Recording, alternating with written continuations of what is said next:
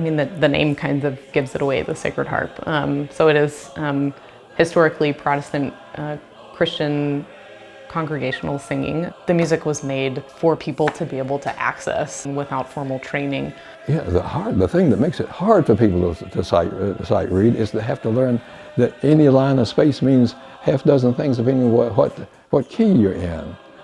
And so if we could eliminate having to memorize what every line of space means in in 8 keys, the people could learn it faster. So we could do that by giving a different shape to each note of the scale, and then all they have to do is to learn the scale in that shape, and wherever shape the triangle is on, for that would be that'd be fa, and that's the first note of the scale. And the next note, let's make that a round one, and then the third one is a rectangle, and then they repeated those shapes, and then a diamond for the mi, fa sol la mi fa. And so once they invented that, it really spread among country congregations.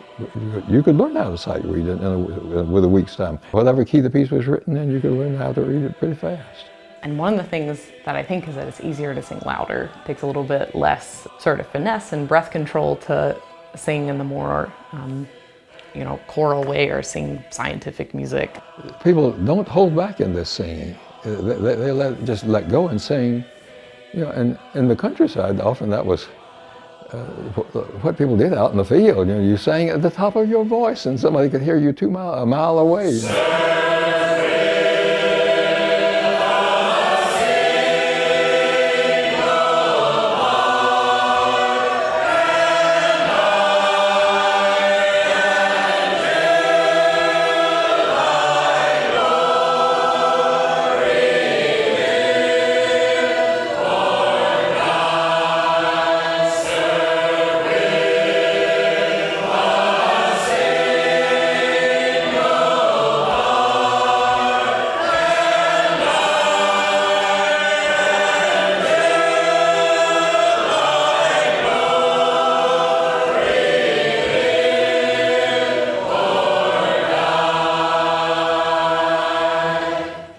So most of the larger singings that folks travel to are singings that have occurred, roughly at the same time for years, many for, over 100 years. And so people from all over the country kind of converge at these places. A lot of cases, again, the same venue that's been going for as long as the singing's been going. The singings are very horizontally organized for the most part. There's usually a couple people who are like chair people for the singing who are, kind of keep the schedule going. Each singer is given the opportunity to lead a song. So that means that they get to pick a song out of the book that they, can stand in the center and be surrounded by the 4 parts. It's a square with basses on one side, leads on the next, trebles on another, and altos on the third or the fourth.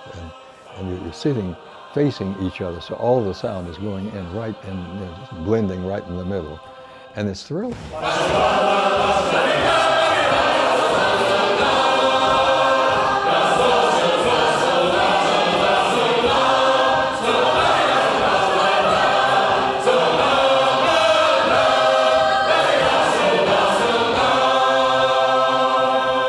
I think that people, conceive of a Sacred Harp singing as a folk tradition, which it certainly is, but I think immediately I realized how incredibly contemporary this music is to my life, that it's so relevant in so many ways. The perspective that this music has given me is the fact that deep grief and sadness can exist at the same time as like totally transcendent bliss, which is just a really amazing thing to remember, if you're going through it or a friend is going through it, that grief puts bliss and happiness into relief and vice versa.